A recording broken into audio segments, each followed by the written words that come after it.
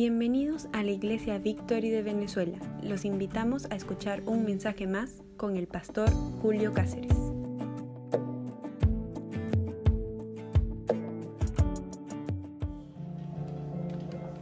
Damos gracias a Dios porque aunque nosotros cometamos 1000 faltas y pensemos que no somos dignos de Dios, pues dice la Biblia que de lo vil y lo menospreciado escogió Dios para avergonzar a los sabios y a los fuertes de este mundo.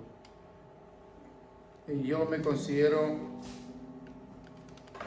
que he recibido misericordia de Dios el día que me salvó.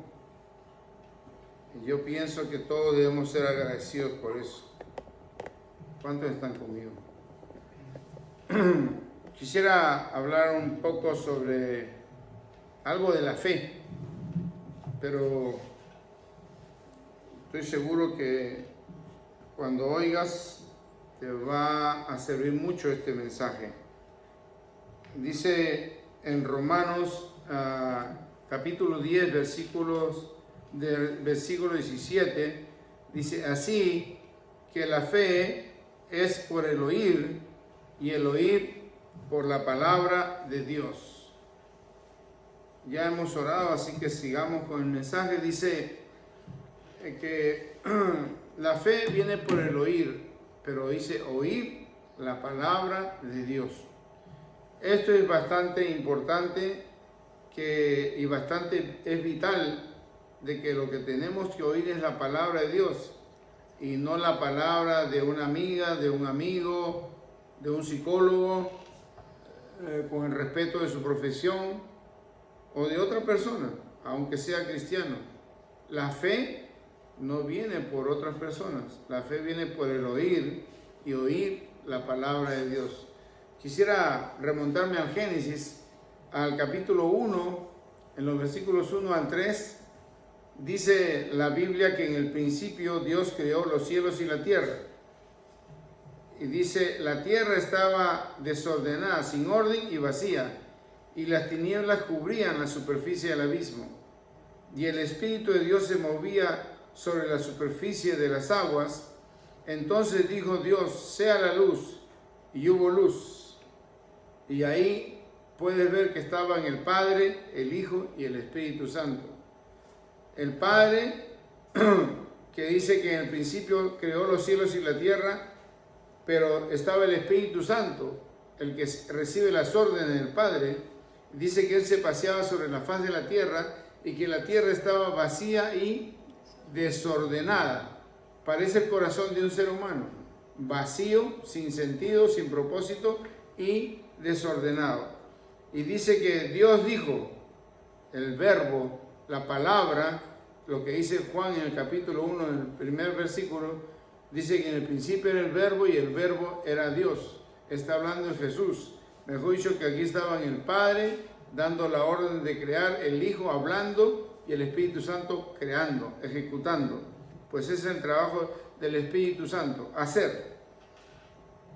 Y eso quiere decir que el Padre, el Hijo y el Espíritu Santo quieren entrar a tu corazón y a mi corazón para hacer muchas cosas a través de nosotros.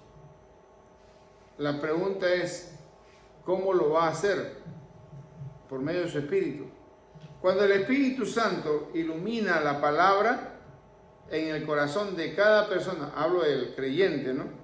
Se enciende nuestra fe y nos pone a movernos, y no porque nosotros querramos, sino porque el Espíritu nos mueve.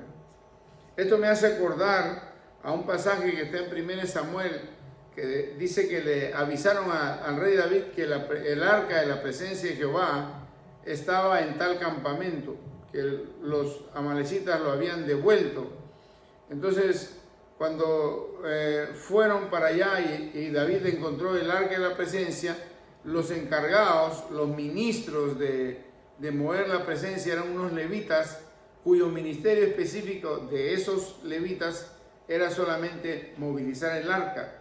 Ellos tenían que seguir un protocolo, está de moda la palabra protocolo, ¿no? un manual de instrucciones que había asentado Dios en Levítico. Había dicho cómo iba a ser el arca, de qué dimensiones, qué iba a contener, y todos los judíos sabían que ahí estaba la presencia de Dios. Y entonces dice que Usa, uno de esos levitas, se apuró e hizo ciertos movimientos, y que Dios le salió al encuentro a Usa porque estaba haciendo todo descuidadamente, y Dios lo mató a Usa por su temeridad. Temeridad, otra palabra, es por su descuido o su negligencia, cuando no tomamos las cosas del ministerio en serio. Y entonces el Espíritu viene e ilumina la palabra. Yo leo la Biblia y yo siempre digo que esto es como un sándwich: orar y leer la palabra y orar. Si yo solamente oro, puedo correr el peligro de convertirme en un religioso, porque al final le voy a decir al pastor: Dios me habla. Y si Dios te habla, ¿no te dice que debe estar sujeto a tus pastores? Pero es el peligro cuando solamente oras. Yo tenía un compañero, no voy a decir el nombre, él oraba 3 horas diarias, pero cuando tú lo tocabas o pisabas su zapato, lo que sea, explotaba. Y un día el pastor le dijo: ¿pero dónde se te van las 3 horas que andas en oración todos los días? Y no supo qué respuesta dar. Lo que pasaba es que este hermano oraba mucho, pero nunca leía la Biblia.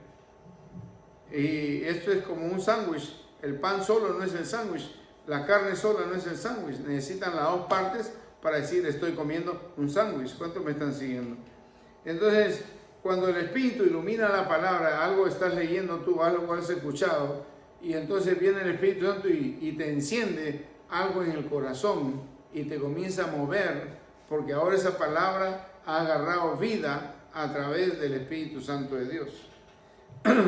El Espíritu Santo toma un texto bíblico, por eso la Biblia dice: sobre toda cosa guardada, guarda tu corazón, porque de él mana la vida.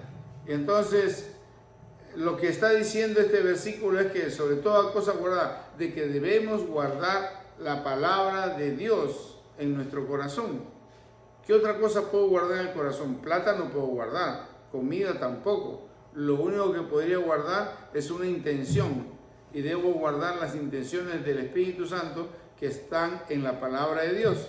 Y entonces dice: sobre toda cosa guardada, guarda tu corazón, porque de él mana, fluye, sale la vida. Y eso es lo que debemos de tomar en cuenta nosotros como creyentes. Sin el Espíritu Santo no hay vida. Estamos en apagón, aunque seamos cristianos y aun que podamos ser un siervo, un líder, un pastor. Estamos en apagón porque nos falta la iluminación del Espíritu Santo de Dios. El Espíritu Santo lo transmite solamente una persona que lo trae. Si no lo traes, no tienes cómo transmitirlo. ¿Aló? Mucha gente no entiende esto.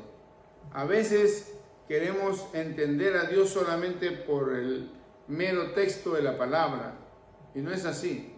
Si tú no oras, si tú no hablas con el Espíritu Santo de Dios, el Espíritu Santo nunca te va a hablar, y si te habla, porque de que te habla, no lo vas a oír. ¿Aló? Por ejemplo, la Biblia dice: y no os unáis en yugo desigual. Entonces conoces a una hermana de otra iglesia y se enamoran y todo, ¿no? Y la invitas a tu iglesia y la hermana dice: ay, pero en mi iglesia hacen esto, en mi iglesia no hacen esto. Mi pastor dice así, mi pastor no diría así. Los hermanos saludan así, las hermanas hacen eso. Entonces, todo el tiempo la otra persona, sea novia o novio, te va a estar hablando de cómo es su iglesia, y vas a estar comparando y vas a encontrar cosas malas en tu iglesia que no son malas, sino que cada iglesia tiene su forma de realizar su liturgia, y en esa diferencia algunos te pueden decir cosas. Por ejemplo, te dicen: ay, en mi iglesia son 50 los músicos. Sí, pero aquí tengo 30 personas y tengo 2 músicos. ¿Aló? Entonces, eso se convierte a las finales en un yugo desigual, porque la otra persona nunca va a estar contenta, y si es mujer y la tienes que traer para tu iglesia, va a ser más difícil. Entonces las mujeres por lo general van a querer jalar, no, que no me acostumbro. Después de casadas, te pueden decir cualquier cosa, porque ya tienen el anillo puesto aquí, como ya tengo derecho sobre ti, ¿no? Y entonces las mujeres a veces están jalando para cambiarse de iglesia, porque a ellas es fácil nadar en el mar que ellas conocen, que es su iglesia. Ahí conocen a todos los pastores, conocen a la gente, se sienten más a gusto, se sienten más cómodas, pues, ¿no? O puede ser a la inversa, que sea el hermanito el que te quiera jalar a su iglesia, y es la misma cuestión, la misma situación, las mismas palabras, etc. Entonces estamos en yugo desigual. Pero peor es que te encuentres por ahí con una persona que ni conoce a Cristo, pero te gustó. Y tú dices, ay, a este no lo pierdo, porque si yo no lo agarro, lo va a agarrar otra. Así que mejor lo agarro yo, ¿no? Y estás contradiciendo lo que dice la Biblia. La pregunta es, ¿te va a ir bien? Yo conozco gente que me han dicho, me arrepiento de haberme casado con un mundano. Sí, hermanita, pero ya es tarde. Ya tiene bastantes años con él. Y ahora lo único que te toca a ti para salvar tu casa es agarrarte fuerte de Dios y buscar que llevarlo a la iglesia, cuando haya iglesia, a tu esposo. Y eso es incómodo, porque él va a decirte, sí, pero yo quiero salir con mis amigos, yo quiero hacer esto, yo quiero hacer lo otro. Ah, no, el domingo es para descansar, etcétera, etcétera, etcétera. Entonces es el yugo desigual. Y la Biblia que te dijo, no lo hagas. ¿Y qué hace mucha gente? Lo hace. Pero bueno, quiero hablarte qué es lo que hace el Espíritu Santo en las personas. El Espíritu Santo en las personas lo que hace es que un mayor, una persona que tiene tiempo en el Evangelio, te transmite palabras de Dios que son impulsadas por el Espíritu Santo y llegan a tus oídos y entran a tu corazón. ¿Cuántos me están siguiendo? Por esa razón, tú comienzas a escuchar más a esa persona y te agrada oír a esa persona, porque tú no te das cuenta, pero no es la persona, es el Espíritu Santo que fluye del corazón de esta persona hacia tu corazón.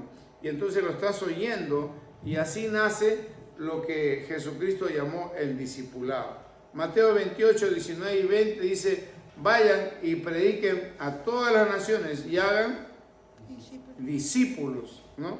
Hagan discípulos, no dijo engorden las iglesias. Si las iglesias se crecen, en buena hora, pero dijo hagan discípulos.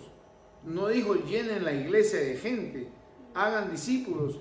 Un discípulo siempre va a llegar a ser un líder, mayormente va a llegar a ser un líder, va a llegar a ser una columna para la obra.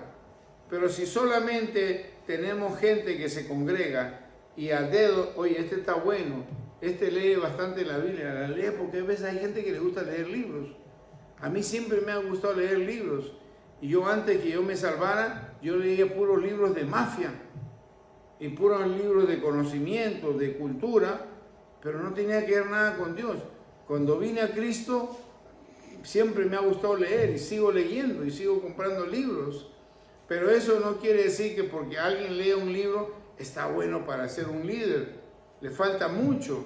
Por eso que a veces en las iglesias nombramos a dedo a los líderes y luego nos va mal con los líderes.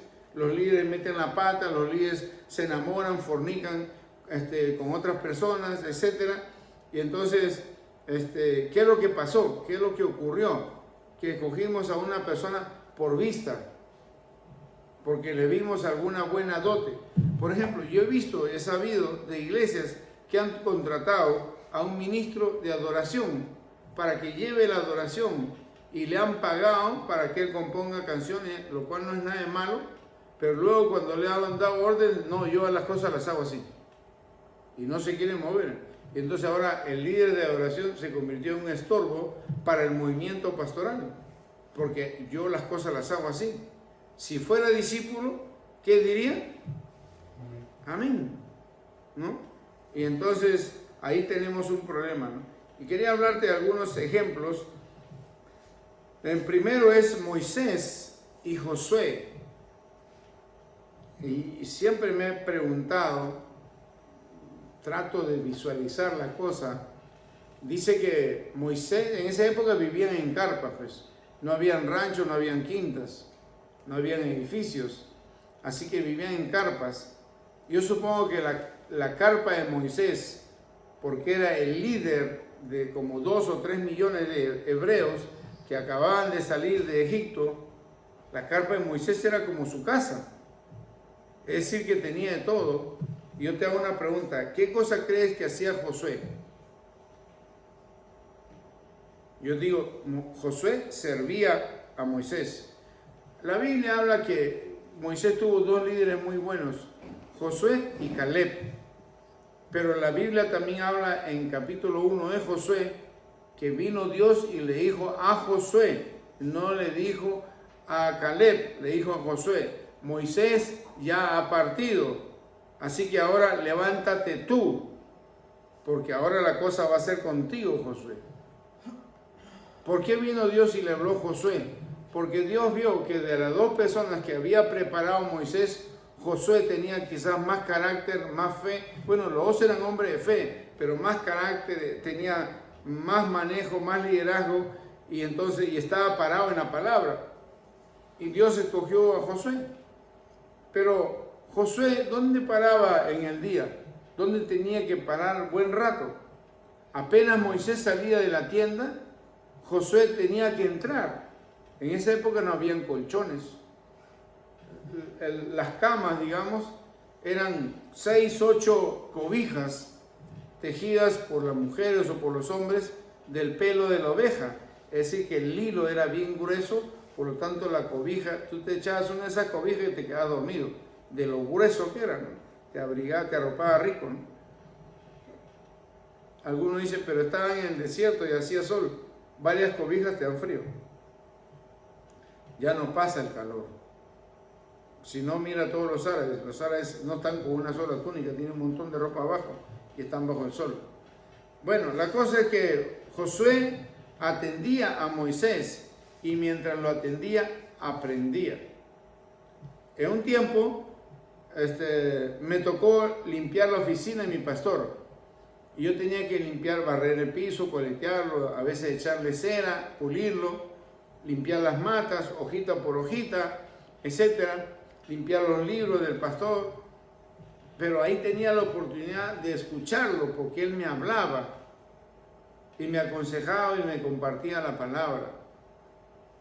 Para mí era un sitio privilegiado, pero como era un turno, mejor dicho, que esta semana le toca a fulano, la otra semana le toca al otro, la otra semana, entonces yo aprovechaba cada semana que me tocaba para estar hablándole a mi pastor y haciéndole preguntas y preguntas, porque la fe viene por el oír la palabra de Dios. Mi pastor no me hablaba de carrera de caballos, tampoco me hablaba de ¿cómo se llama?, de fútbol, no me hablaba de nada, lo único que él me hablaba era pura palabra de Dios. En un tiempo él decidió promover a algunos al liderazgo, y tú vas a ser líder, el líder, tú vas a estar encargado de esto. Llegó a todos y cuando llegó a mí, se me acercó y me dijo, y tú vas a ser mi chofer. Y todos se rieron, un poco que me dolió, ¿no?, por la burla de mis hermanos, pero por otro lado yo estaba contento. Dije, sí, pero ustedes no lo van a tener al hombre de Dios donde yo lo voy a tener. Yo manejando y él a mi lado, le puedo preguntar todo lo que yo quiera y no se me va a bajar en la esquina. Yo lo tengo que llevar a sus destinos, así que voy a tener tiempo de ida y de vuelta para estar hablando y hablando y hablando. La fe viene por el oír y el oír la palabra de Dios. Y el hombre me seguía hablando la palabra de Dios y yo seguía oyendo y aprendí que cuando yo quiero discipular a alguien, lo que tengo que hacer es hablarle todo el tiempo la palabra de Dios y darle la muestra del ejemplo del poder de esa palabra en mi vida. Así como mi pastor lo hizo conmigo, que cada día que salíamos, él me impartía la palabra de Dios acompañado o impulsada por el Espíritu Santo de Dios. ¿Cuántos están entendiendo? Y entonces, hay otro ejemplo en la Biblia. Elías dice que necesitaba un, un seguidor, un sucesor, un discípulo, dice que pasaba por un campo donde Eliseo estaba arando la tierra con sus bueyes, y dice que Elías le tiró la capa y le dijo, tú, sígueme. Y Eliseo reaccionó y le dijo, oye, pero déjame despedirme de mis padres. Tranquilo, anda, despídete. ¿Te imaginas el poder de esa capa? Que apenas le cayó, le dijo el otro, déjame despedirme de mis padres. No dijo, voy a pedirle permiso a mi papá ni a mi mamá. Dijo, déjame despedirme. Ya tomó la decisión Eliseo. Y Eliseo era un jovencito. Y entonces agarró, fue a su casa y no solamente les avisó a sus padres, sino que mató sus animales. Eliminó el trabajo que tenía para no darse vuelta para atrás. ¿Qué tal poder del Espíritu Santo a través de unas solas palabras que diera, no dice epa, dice, tú, sígueme. Y Eliseo terminó siguiendo a Elías y terminó siendo más grande que su propio líder o discipulador. No es que fuera más grande, sino que aprendió tanto que dice que Elías le dijo, pídeme lo que quieras porque me voy. Y le dijo, dame una doble porción del Espíritu que Dios te ha puesto a ti. Y dijo, perro, cosa fuerte estás pidiendo. Claro, porque tanto había oído el joven o el discípulo Eliseo que dijo, es de la mía, ya entendí. Si yo le pido al cielo y le pido poco, soy un tonto, tengo que pedir bastante. Y si mi líder fue un gran hombre de Dios, que Dios lo usó para hacer milagros por todos lados, yo quiero que Dios me use el doble. Y entonces dice que cuando Elías era arrebatado de un carruaje, dice que le soltó la capa y la agarró, y con eso dice que golpeó el agua y se acordó que tenía que ser 2 veces, y dio la segunda vez y se abrieron las aguas. Y Eliseo se dio cuenta, todo el tiempo que invertí siguiendo a mi maestro no fue en vano. Veo la gloria de Dios. Dice la Biblia que Jesús, por donde andaba, siempre andaba con mucha gente. Pero me quiero referir a un pasaje que está en Lucas capítulo 8, versículos 1 al 3. Y ahí habla de un pasaje, ¿no? Dice, Jesús andaba por las aldeas cercanas anunciando la buena noticia del reino de Dios. Estaba predicando Cristo, ¿no? Llevaba consigo a sus 12 discípulos. O sea, él estaba acompañado de sus 12 discípulos. Escúchame bien. Junto con algunas mujeres que habían sido sanadas de espíritus malignos y de enfermedades. Entre ellas estaban María Magdalena, de quien él había expulsado 7 demonios. Juana, la esposa de Chuza, administrador de Herodes, Susana y muchas otras que contribuían con sus propios recursos al sostén de Jesús y sus discípulos. Leyendo las cartas del apóstol Pablo, Pablo siempre saludaba y se despedía de mujeres. No piensen que Pablo andaba en la carne. Había muchas mujeres que, al igual que a Jesús, le seguían y le servían a los apóstoles, a los que llevaban el movimiento de Dios, para que la carga no fuera tan pesada. Tú sabes lo que significa que lleguemos a un lugar, ya a ver, hermanos, a ver, Mateo, Marcos, Lucas, Juan, a ver, pónganse, unos hagan el arroz, los otros hagan esto, los otros frían plátanos, anda a buscar leña y todo. Entonces, una pérdida de tiempo. Dice que en las épocas de Pancho Villa salió un movimiento de mujeres muy famoso llamado las Estelitas. Adelitas. Las Adelitas. Dice que eran las esposas de todos los soldados. Mientras ellos iban a caballo con su rifle, ellas llevaban ollas, llevaban sacos de alimentos y llevaban las municiones, las balas, las charretelas de los soldados, para que ellos no tuvieran... ¿Te imaginas el sacrificio de esas mujeres? Cargaban un peso duro físicamente, pero para que no se le cansara el esposo, porque si el esposo se distraía, una bala lo mataba, y la mujer no quería quedarse viuda, así que ella decía, mejor cargo yo y que mi esposo esté fresco, mosca, como dice usted, ojo pelado. Allá en San Antonio el pastor Freddy decía, ojo de chícharo, o sea, los ojos bien abiertos, ¿no? Pero si estás cansado, te duermes, ¿no? Algunos no están cansados, si de tanto comer se duermen. Yo tengo uno por ahí que a veces ni come y se duerme. ¿no? Y entonces Pablo siempre saludaba a las mujeres y contaba un poco de su relación con esas mujeres. Salúdame a fulana y a fulana, mis compañeras de milicia. ¿Qué decía Pablo? ¿Que había ido al ejército con ellas? No, que se había pasado horas de horas orando al lado de esas mujeres, porque esas mujeres eran intercesoras. Salúdame a los de la casa de fulano, dile a fulana y a fulana que dejen de estarse peleando. Eran mujeres y se andaban peleando. Y Pablo le dice, epa, tranquilas hermanas, tranquilas. No sé si estaban peleando por un hombre o por qué, o por sentarse a la mesa más cerca del apóstol Pablo, o de Pedro, o de quién sé yo, no dice, pero se estaban peleando, ¿no? Y entonces vemos que siempre han habido mujeres en el ministerio. ¿Cuántos me están siguiendo? Y han habido mujeres que han hecho muchas cosas tremendas, ¿no? Una gran mujer que Dios usó fue Kathryn Kuhlman, ¿no? Ya en estos tiempos modernos, ¿no? Pero quería hablar de Pablo. Tenía unos discípulos, y los primeros discípulos que te quiero hablar son de Silas, de Tito y Epafrodito. Pastor, ¿dónde ha sacado esos nombres? En la Biblia están. Dice que a Silas también lo llamaban Silvano, y en algunos pasajes de la Biblia Pablo no se refiere a Silas como Silas, sino como Silvano. A mí me tomó tiempo descubrir de que era la misma persona, que tenía dos formas en que le llamaban, lo llamaban, ¿no? Y Silas era el encargado de recoger y de arreglar las campañas de predicación de Pablo. Silas era el que decía, bueno, Pablo tiene que ir para Valencia. Él coordinaba con iglesias en Valencia, veía dónde va a dormir el ministro, qué va a comer, esto puede comer, esto no puede comer. Silas era el encargado de preparar todo para el siguiente movimiento de Dios.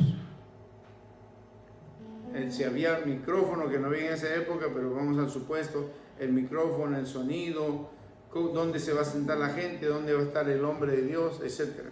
Mejor dicho, que Pablo no tenía que ir a preocuparse de esas cosas, porque ya tenía un discípulo que se ocupaba de esa responsabilidad. Qué tremendo. Pero estaban también Tito y Epafrodito, y la Biblia enseña que Tito y Epafrodito se encargaban de las ofrendas personales para Pablo. Cuando Pablo estaba sentado en algún lugar conversando y cruzaba las piernas, Tito y Epafrodito miraban y uno le decía al otro, mira, la chola ya tiene hueco, hay que buscarle otras cholas o hay que mandarlas a reparar. ¿Te has dado cuenta que la túnica de Pablo ya está vieja, está raída, tiene hilos colgando? ¿Qué vamos a hacer? Vamos a comprar una túnica nueva. Vamos a comprar unas manzanas, porque a Pablo le gusta comer manzanas a las 4 de la tarde. Vamos a comprarle... Mi esposa se rió por acá. Vamos a comprarle unas aguas con gas, porque le gusta tomar su soda, su agua con gas. Estos dos hombres estaban pendientes de todas las necesidades personales de Pablo, no de las ministeriales, no de lo que donde iba a ir a predicar Pablo. Ellos estaban pendientes de suplir las necesidades de Pablo. Ellos levantaban ofrendas para el apóstol Pablo. Eran parte de sus discípulos, era parte de su discipulado. Pero Pablo tuvo a un joven llamado Timoteo, y dice que Pablo llegó a una ciudad griega llamada Listra, y en Listra los mismos discípulos, quizás alguno de estos que acabo de nombrar, le dijeron, oye, ahí hay un jovencito, un chamito, que se llama Timoteo y que tiene buen testimonio. Ese hombre, ese jovencito no para hablar de Dios. Sería un buen material para el evangelio. Dice que Pablo ya estaba para salir de Listra. Le dijo, a ver, tráiganlo. Habló con él y le dijo a la mamá, me llevo a tu hijo. Dicen que Timoteo tendría entre 14 y 15 años cuando Pablo le dijo a su mamá, le dijo, me llevo a tu hijo. Pienso que eso fue como un disparo en el corazón de la mamá. Pero atrás estaba la mamá de la mamá, la abuela. y seguramente asintieron las dos. Para esto hemos formado a Timoteo, para que sirva el Señor. Y qué tal privilegio que va a estar al lado del hombre de Dios. Muchos padres no entienden esta ventaja. Muchos padres, cuando tienen que corregir o disciplinar a sus hijos, le dicen: estás castigado, el domingo no vas para la iglesia. Y entonces prefieren que el hijo se quede viendo televisión, se salga por ahí, esté con los amiguitos, escuchando cosas del mundo, etc. Pero lo castigan que no vaya a la iglesia. Hay padres que prefieren que sus hijos estén metidos en algún negocio, vendiendo cualquier cosa, antes que vayan a la iglesia. Y tienen su excusa: ahorita las finanzas son pocas y necesitamos el esfuerzo de toda la familia. Pero por esa semilla que tú le des a Dios, ¿tú te imaginas cuánto Dios tiene ganas de darte? No seas iluso. Dios es un Dios que siempre recompensa nuestra fe. Si tú le entregas tu hijo o tu hija, imagínate cómo Dios te va a recompensar a ti.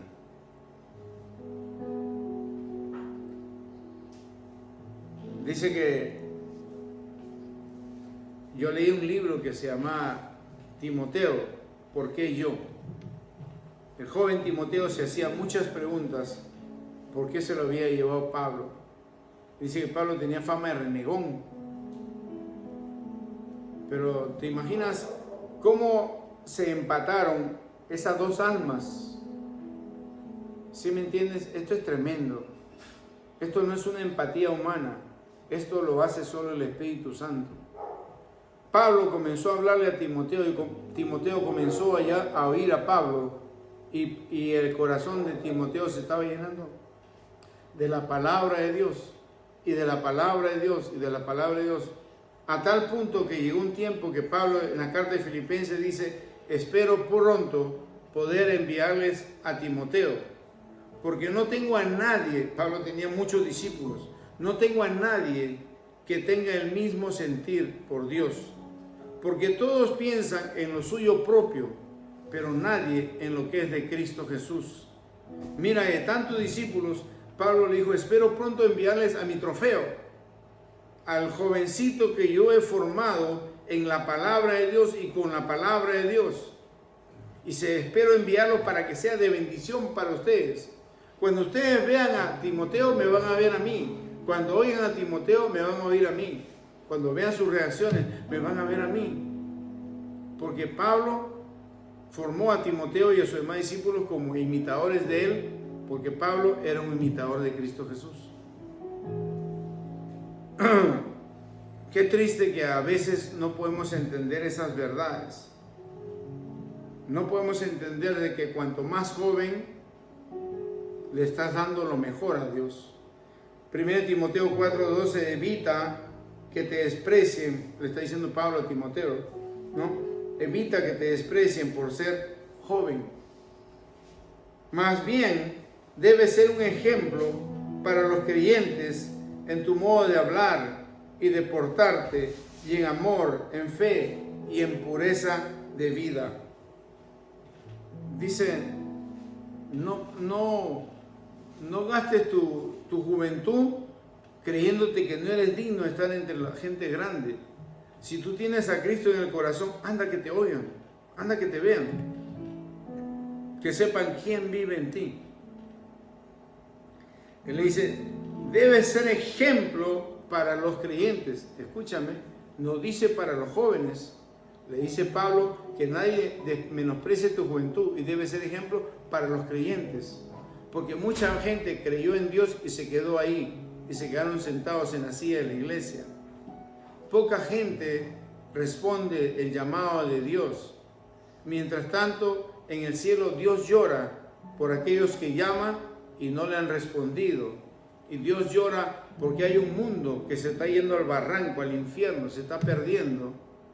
Y nosotros, bien, gracias, estamos pensando en la televisión, en la playa, en los juegos, en los amigos, en muchas cosas.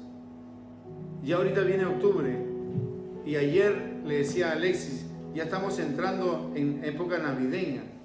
Cuando yo llegué a este país hace 23 años casi, Octubre ya era Navidad, eran bombillos por todos lados, luces, Santa Claus, todo era, y ya la gente vendía cosas de Navidad desde octubre. Yo decía, qué locos estos venezolanos de octubre están vendiendo de Navidad.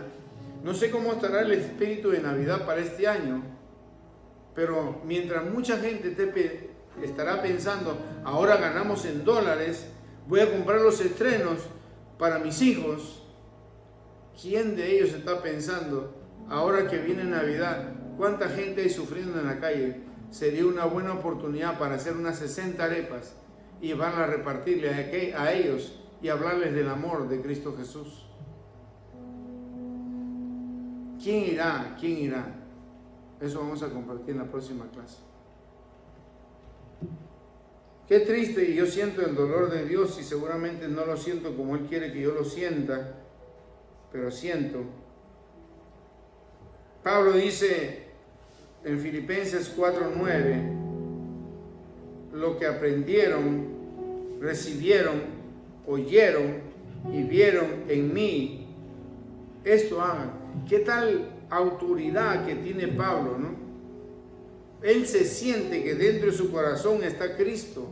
Él siente que cuando habla con el celo que solamente el Espíritu Santo te puede dar. Y entonces dice, lo que aprendiste, lo que recibiste, lo que oíste y lo que viste en mí. Porque algunos dicen, no me mires a mí, mira a Jesús. ¿Dónde lo veo a Jesús? ¿Qué espero? Que me mande una foto de una nube como cuando explotaron las torres de Nueva York, que dicen que ahí estaba el diablo, y cuando vieron que pasó esto, cuando no sé qué día que estaban en las marchas aquí, creo que fue por la época de la campaña que hubo en la frontera, y que salía ahí como un Cristo caminando en la nube y decía, mira, ahí viene Jesús. Pues así no se presenta Jesús. Jesús está en el cielo de la derecha, pero Jesús está en tu corazón y en mi corazón. La responsabilidad de los líderes no es ser líder, porque el líder es una mera posición. Nuestra responsabilidad es ser siervos, porque el líder lo que siempre exige es que le respeten la posición. El siervo lo que siempre busca es dónde voy a servir y quién más puedo jalar para que sirva. Porque ese es nuestro llamado. Cautivar a la gente para que quieran servir a Dios. ¿Cómo crees que vamos a tomar Venezuela para Cristo? Lo que aprendiste, lo que recibiste, lo que oíste, lo que viste en mí. Anda y haz eso, y el Dios de paz estará siempre contigo. Vas a tener paz, porque cuando nosotros no hacemos la voluntad de Dios, no hay un solo día ni una sola noche que tengamos paz. Si tú me dices que anoche dormiste tranquilo, es porque estabas cansado. Cuando yo estoy cansado no necesito paz. Apenas pongo la cabeza en la cama, caigo plop y me duermo. Dios nos ha llamado a ser discípulos. Eso fue el mandato que Cristo les dio a todo creyente. Vayan por todo el mundo, vayan a todas las naciones y hagan discípulos de Jesús. Pastor Frei, eso fue lo que siempre nos mandó, a hacer discípulos, a discipular. Y en el discipulado a veces hay cosas que te gustan y hay cosas que te fastidian. Estaba compartiendo en la mañana que un día estábamos en una conferencia con Pastor Luis y él acababa de venir a predicar y se sienta al lado mío, estaba en una banca de madera y él me dice, ¿y Mango, qué tal? ¿Cómo estás? Yo le digo, mal. ¿Qué te pasa? Estoy rebelde. ¿Con quién? Con usted, le digo. Me dijo, mira, te voy a dar un consejo de vida. Me dijo, no importa si lo que yo te digo te gusta o no te gusta. Tú solo di amén. Por ejemplo, de repente llegamos hoy a las 11 de la noche, te vas a tu casa, comes, te acuestas a las 12:30, a la 1, pero yo te mando un mensaje y digo, mañana estate aquí a las 7 de la mañana. Cúnchale, vale, ¿cómo que a las 7 si hemos trabajado hasta tarde? Pero una orden no es para refutarla, una orden es para cumplirla. A mí me dieron muchas órdenes y me dijeron, para esta fecha necesito que esta iglesia esté lista. perro, yo puse a trabajar a mucha gente conmigo, pero no creas que yo lo mandé a trabajar. Yo me amanecía con ellos. 4 de la mañana nos acostábamos y a veces 5 de la mañana, todos los días, para procurar terminar antes de la fecha, y terminamos antes de la fecha. La gente me cantaba una canción, se paraban en la puerta los muchachos y me decían, no hay nadie como tú. Porque decían que los pulían. Yo les decía, solamente estamos haciendo lo que Dios nos ha mandado a hacer. Y si Dios nos ha mandado a hacer, sabe que Él ha puesto en nosotros la capacidad para poder hacerlo. Porque por eso nos están discipulando, le decía yo. Entonces no hay que no puedo o estoy cansado. Y me dijo, ¿sabes qué? No importa si te gusta o no te gusta, si lo entiendes o no lo entiendes, si estás de acuerdo o no estás de acuerdo, si te molesta o no te molesta, tú solo di amén y vas a sacarte al diablo de encima. Eso ha sido la práctica mía durante todo este tiempo y hasta el día de hoy. Y algunos dicen, oye, pero si tu pastor es así, la próxima semana te voy a hablar de cómo es tu pastor. Pero en esta semana quisiera terminar con un versículo que dice en Hebreos 13:17. Dice, obedezcan a sus pastores. ¿Qué dice? Obedezcan. No dice que le digas al pastor, espere, voy a orar a ver qué me dice el Señor. Dice, obedezcan a sus pastores y sométanse a ellos. Y ya no solamente es obediencia, sino sometimiento. El sometimiento es que tú no puedes decirle al pastor, oye, ¿sabes qué? Yo no estoy de acuerdo, ¿por qué no lo mandas a Juan, lo mandas a Miguel? Someterse es decir, sí, Señor. Así lo he aprendido yo. Y en Deuteronomio dice que los que obedecemos, las bendiciones nos seguirán y nos alcanzarán. En la mañana estaba hablando con alguien y le dije, la recompensa de Dios está sobre ti. Las promesas que te hizo Dios están por cumplirse. Las bendiciones por tu obediencia te están siguiendo. Y vienen muchos milagros para ti y tu familia, solo por tu obediencia, le decía un hermano allá en Perú. Dice, obedezcan a sus pastores y sométanse a ellos, porque ellos velan por sus almas. A veces cuando el pastor te dice, ese hombre no te conviene porque es mundano, y te duele, pero tú sabes que lo tienes que hacer. Y el pastor le está hablando a la ovejita con un palito y le está diciendo, arrímate, arrímate, sal, esa oveja no te conviene, esa oveja es de otro prado, no es de aquí, está vestida de oveja, pero es un lobo, y tú no lo puedes ver, y el pastor viene y te está corrigiendo, te está apartando del mal que se te viene en tu futuro, pero tú no lo puedes ver. No compres robo. Pero ¿qué tiene de malo si es barato? No compres robo, porque el robo es un pecado. Dice, porque velan por sus almas como quienes tienen que dar cuentas.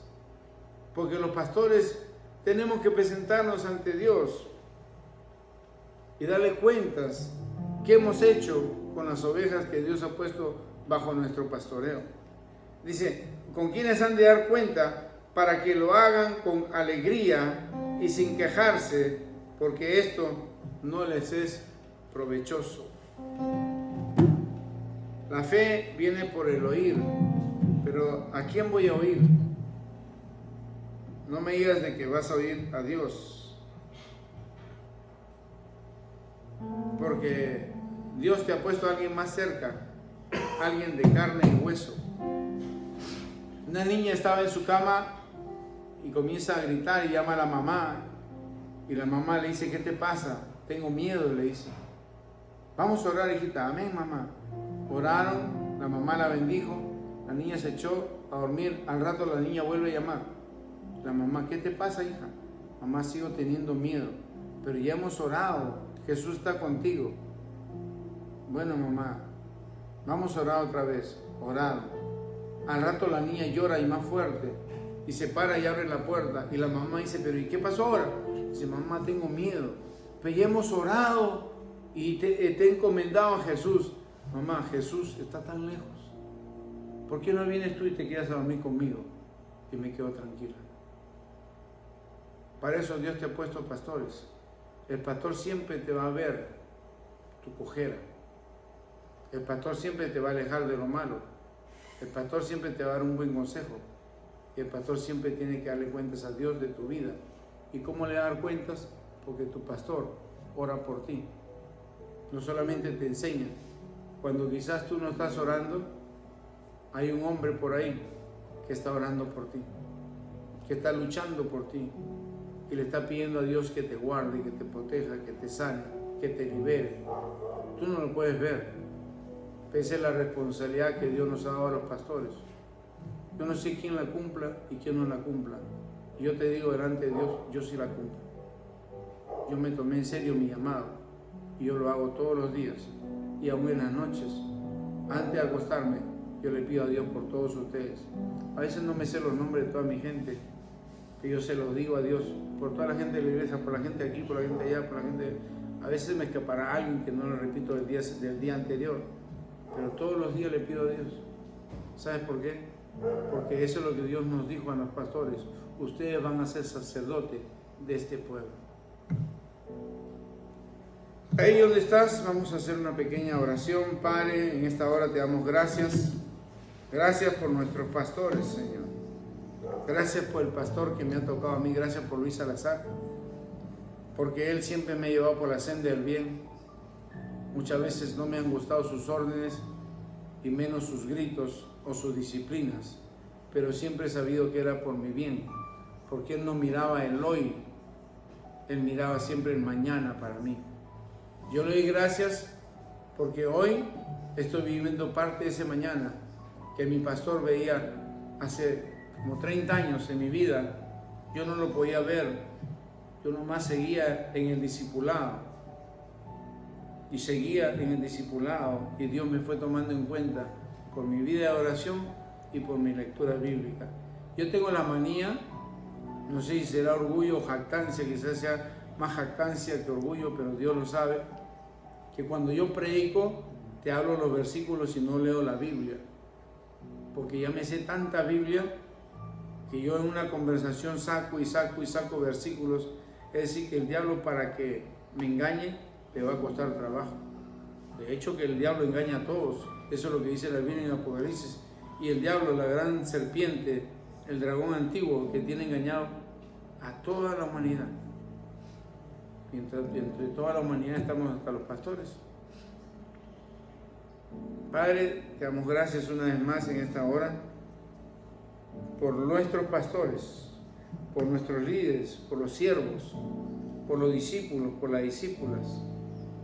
Gracias, Señor, porque tú has puesto en nosotros un llamado santo, y es que tenemos el privilegio de llevar tu espíritu, de oír a tu espíritu, de sentir a tu espíritu, de poder hablar con él, reír, pelearnos, llorar con tu Espíritu Santo. Gracias, Espíritu Santo, porque tú eres la manifestación viva del Padre y del Hijo. Tú eres el poder de la resurrección. Tú eres el poder del cielo que está aquí con nosotros.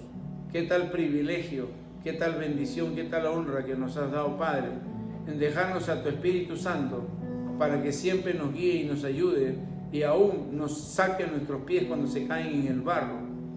Padre Celestial, en esta hora te pedimos perdón por las cosas que hemos mal entendido, que hemos desobedecido, pero Señor, entendemos que tú quieres, Señor, que te sirvamos y quieres que aprendamos lo que vamos a hacer.